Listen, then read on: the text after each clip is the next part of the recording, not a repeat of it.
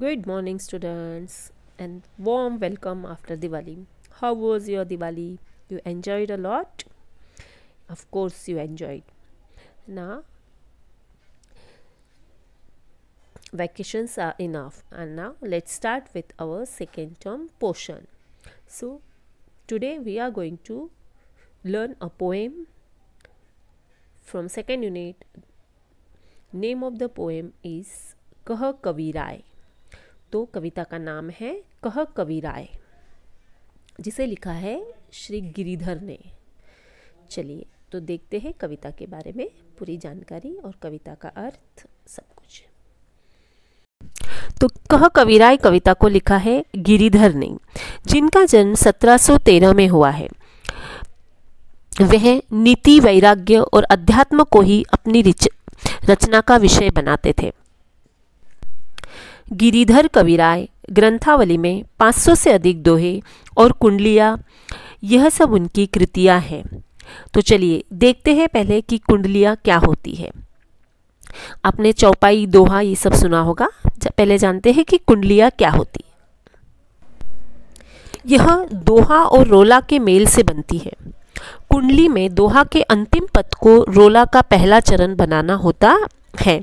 मतलब जो दोहा में आखिरी शब्द है, आखिरी पद है, उसे रोला मतलब नेक्स्ट लाइन का पहला चरण बनाना होता है. कुंडलियों की यह एक विशेषता है कि यह जिस शब्द से शुरू होती है उसी से इसका समापन भी होता है. मतलब जो स्टार्टिंग वर्ड रहेगा वही एंडिंग वर्ड होता है. जिस शब्द से शुरू होगी उसी से खत्म होगी. यहाँ कुंडलियों के माध्यम से विविध सामाजिक गुणों को अपनाने की बात की गई है. इस कविता में कहा गया है, इन कुंडलियों में कहा गया है कि हमें जो सामाजिक गुण हैं, जो अच्छे गुण हैं, उन्हें अपनाना चाहिए. उनका क्या महत्व है और हमें वह क्यों अपनाना चाहिए, ये सब इस कविता में कहा गया है. कविराय गिरिधर जी ने अपनी कुंडलियों से सर्वसाधारण लोगों को उपदेश दिया है. उन्होंने कुंडलियों के माध्यम से कहा है कि व्यक्ति के पास गुण होने चाहिए. विपत्ति में सच्चे मित्र की पहचान होती है. मतलब जब हम संकट में होते हैं तभी हमें पहचान होती है कि यह हमारा मित्र सही है या गलत.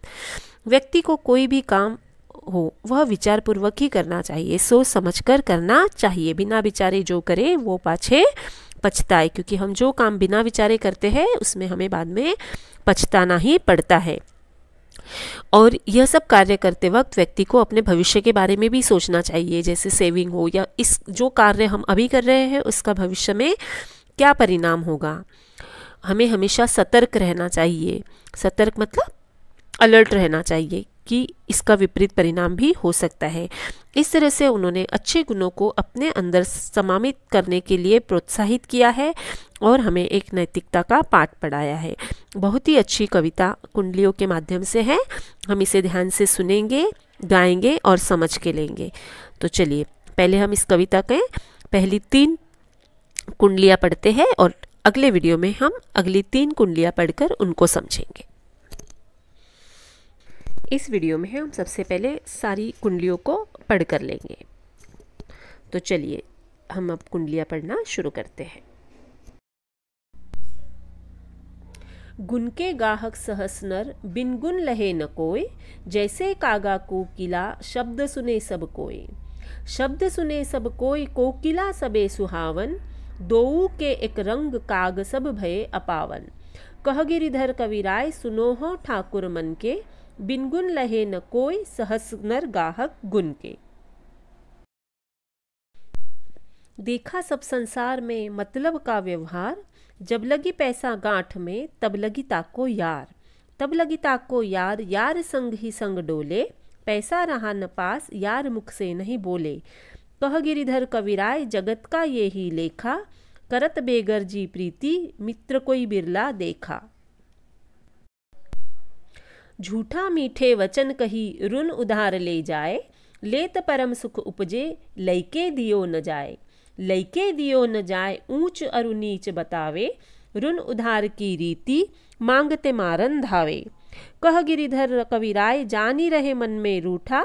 बहुत दिना हो जाए, कहे तेरो कागज झूठा.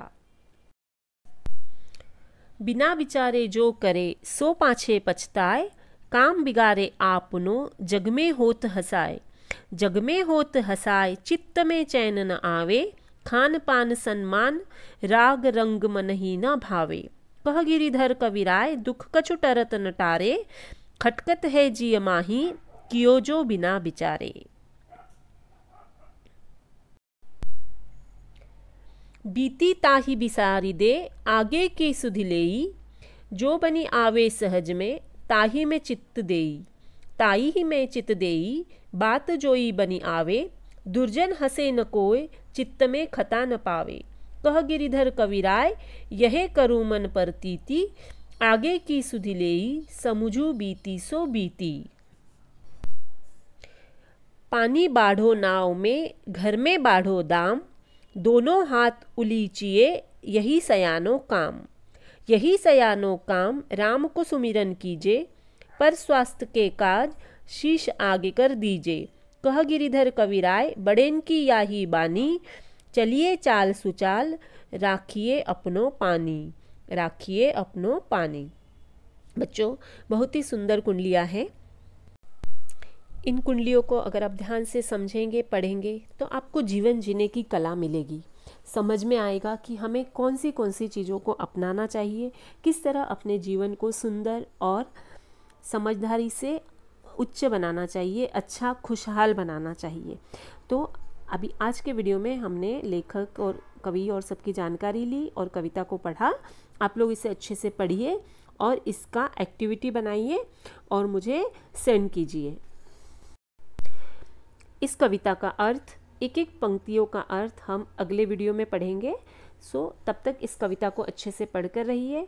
हो सके तो इसे याद करने की कोशिश कीजिए। साथ में कुछ कठिन शब्द भेज रही हूँ, उसे अपनी नोटबुक में लिख लीजिए। एक्टिविटी को अपनी नोटबुक में लिख लीजिए। यही आपका आज का होमवर्क भी है और वह आप मुझे सेंड करेंगे लिखने के बाद। तब तक के लिए बाय बाय।